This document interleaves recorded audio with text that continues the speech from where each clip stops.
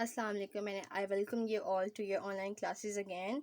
This is your English class and today I am going to teach you a topic, and that topic is in this book, which is Understand and Communicate book 1. So you have to get this book to reach that topic which is in there. So today I'm going to start that topic. Now I'm going to open this book on page number 145, because on page number 145 we have a chapter, we have a grammar lesson. Grammar chapter, grammar lesson, both are same things. So we have this grammar lesson number 8, the present and past continuous tense, and this is on page number 145 of your English Understand and Communicate book 1. So this is the chapter about the present and the past continuous tenses. I will tell you what is a present continuous tense and then what is past continuous tense, and then we will do these two exercises which is given on this book at after the end of this chapter. Got it? So now let's start about discussing what is these two terms, what are these two terms meant by. So the very first term which is here is the present continuous tense. So first is present continuous tense.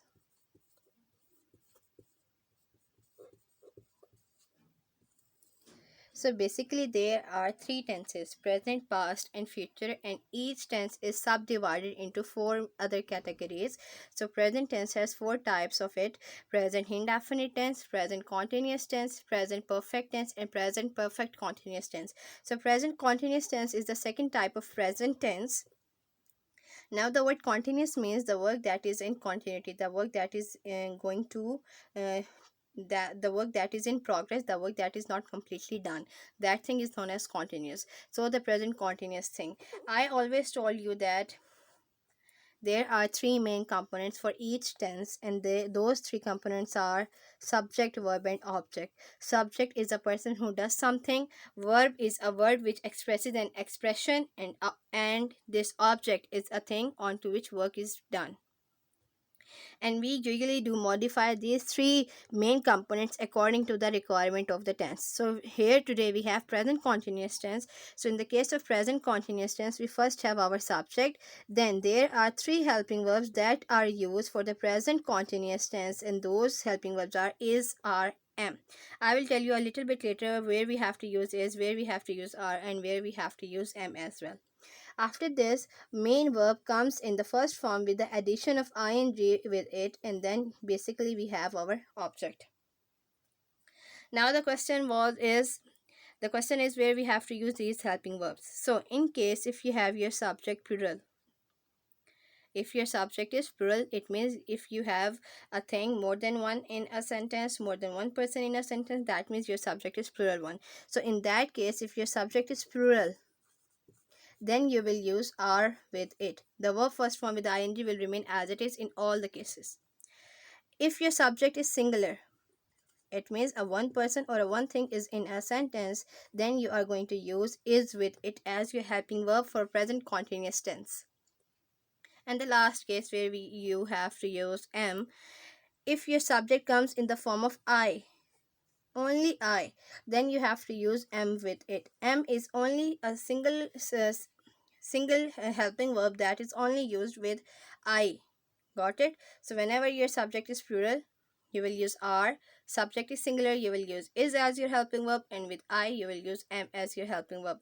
And in these three cases, verb with the first form and ing will remain same, because this is a requirement for the present continuous tense. Like he is going to school, we are watching television, I am doing my work, I am teaching you. So all these sentences are the examples for present continuous tense. After this we have past continuous tense. So past continuous tense, there are little bit changes for the past continuous tense, because the continuous tenses doesn't vary much. There are a few differences. So we have past continuous tense. Now the three requirements will remain as it is. Subject will remain as it is, but there are two helping verbs that are used for the past continuous tense, and those helping verbs are was and were, and I will tell you where we have to use which one. So subject, then was, were, was or were, and then you have verb first form with the addition of ing. Got it? So now, if your subject comes in a singular form, a single person or a single thing, then you will use was with it. And if your subject comes in the plural form, then simply you will use verb with it as your helping verb for the past continuous tense. Verb first form will remain as it is for both cases. Got it? So this is the very simplest tense, which is the simple past continuous tense. Like he was eating food, he is a singular subject, so that's why I have used was with it. Eating is a verb first form with the ing. And if I say they were watching television, so they is are the persons which is more than one. So they were watching television. So this is about basically simple past, no, present continuous tense and past continuous tenses. Now after this we are moving towards the back exercises of this chapter. So for this purpose I have this book, which is English Understand and Communicate book 1, and I have opened this book on page number 145 here, lesson number 8, the present and past continuous tenses, and I have taught you what is present continuous tense and past continuous tense.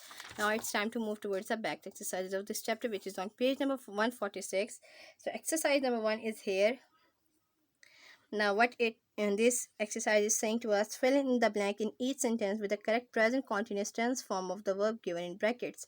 Now in this exercise we have to fill all these blanks with the present continuous tense by using this verb given in the bracket.